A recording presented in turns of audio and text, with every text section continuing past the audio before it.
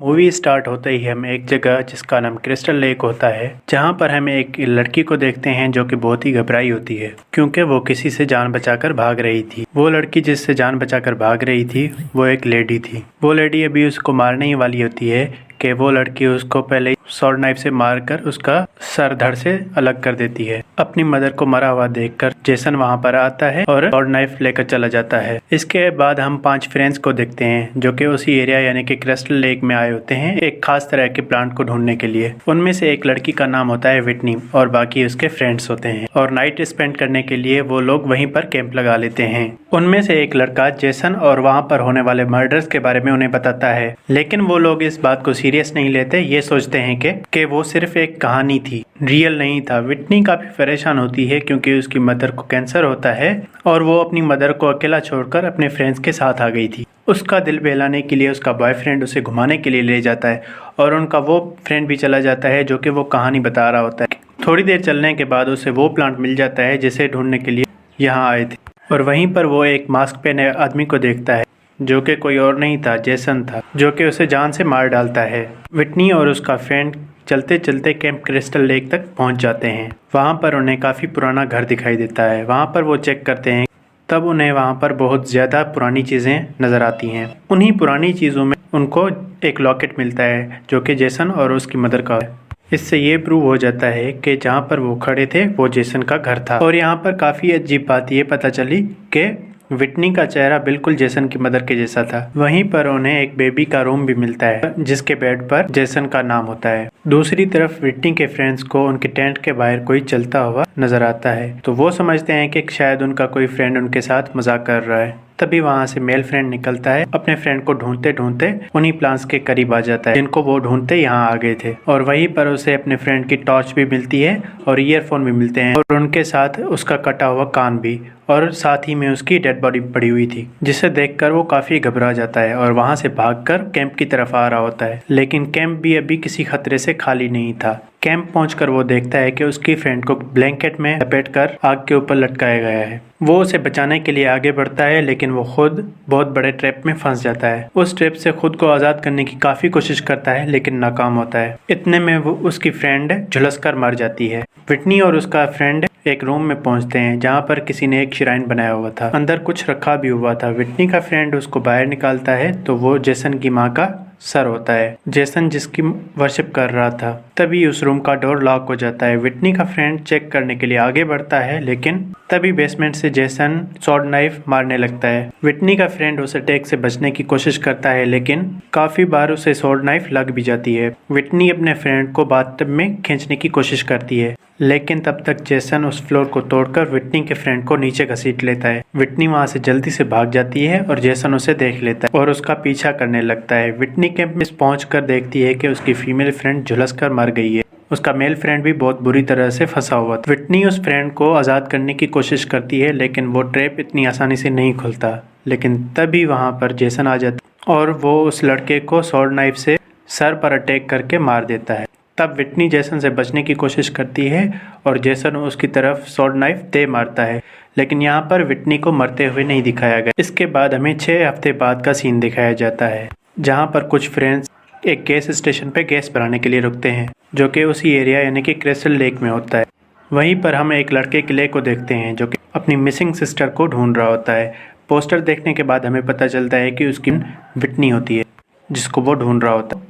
Train जो कि किले को टोक देता है क्योंकि वो काफ़ी देर से खड़ा था और कुछ खरीद भी नहीं रहा था। इसके अलावा ट्रेन काफ़ी रूड भी था। सारा सामान खरीद करने के बाद वो लोग फिर से अपनी जर्नी पर निकल पड़ते हैं और फाइनली वो ट्रेन के घर पहुंच जाते हैं और किले भी अपनी बहन को ढूंढने के लिए निकल जाता है। वहीं पर उसे एक पुलिस ऑफिसर मिलता है। असल में वही पुलिस ऑफिसर विटनी का केस हैंडल कर रहा था, लेकिन विटनी का कोई अता पता ना मिलने की वजह से वो इस केस को क्लोज कर रहे थे क्योंकि वो कहता है कि इस एरिया में लोगों का गायब होना कोई बड़ी बात नहीं है, यहाँ हर आए दिन कोई ना कोई मिसिंग हो जाता है। तब पुलिस ऑफिसर कहता है कि विटनी शायद अपने फ्रेंड्स के साथ भाग गई होगी।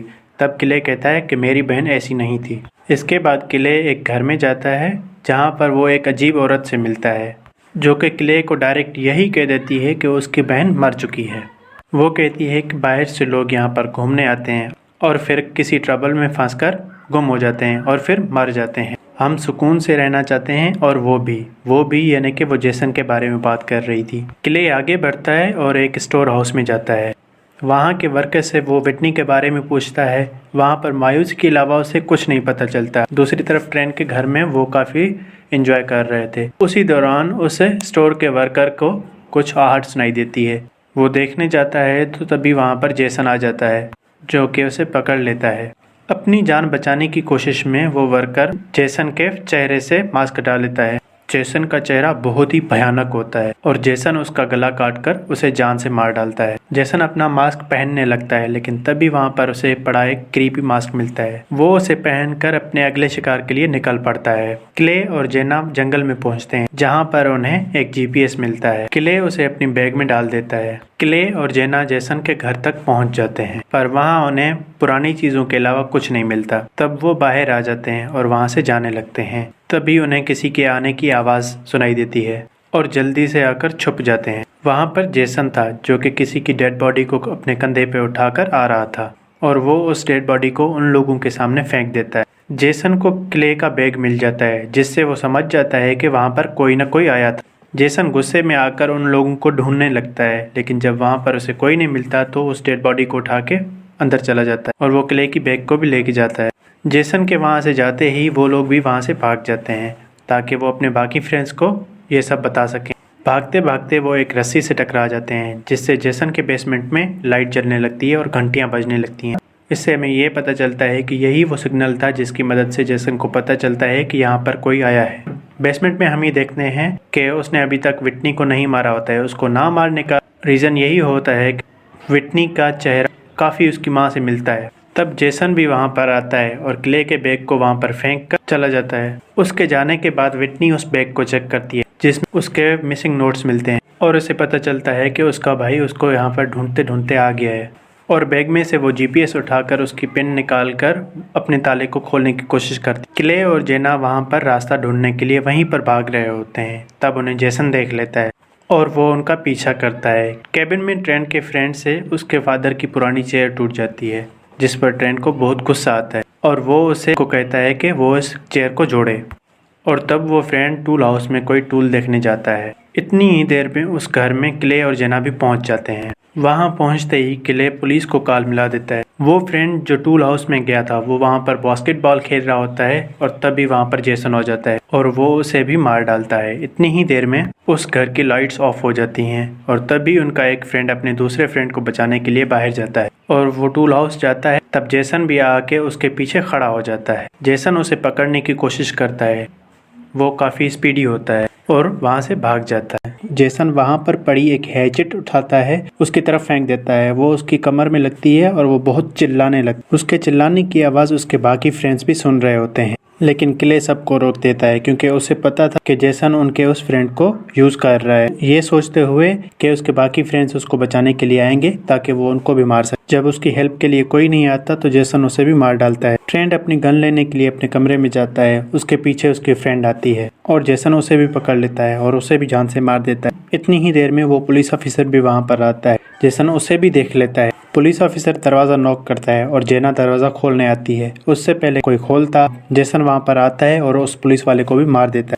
डर कर वो ऊपर आ जाते हैं और ऊपर अपने फ्रेंड की डेड बॉडी देखकर वो समझ जाते हैं कि घर का कोई कोना उनके लिए सेफ नहीं है और तभी वो घर से बाहर निकलते हैं। और ट्रेंड उस पुलिस वाले की गाड़ी को स्टार्ट करने की कोशिश करता है, लेकिन जेसन उनकी गाड़ी के ऊपर उस फ्रेंड की लाश फेंक देता है। तब वो सारे भाग जाते हैं। क्ले और जेना एक साइड और ट्रेंड एक साइड पर। भागते भागते ट्रेंड की गन कहीं गुम हो जाती है। वो जल्दी जल्दी बोट ढूंढता है लेकिन उसको नहीं मिलती। भागते भागते वो रोड पे आ जाता है और वो एक ट्रक को रोक भी लेता है और ट्रक रुक भी जाता है, लेकिन उसको एक डाउट होता है कि इस ट्रक में कहीं जेसन तो नहीं।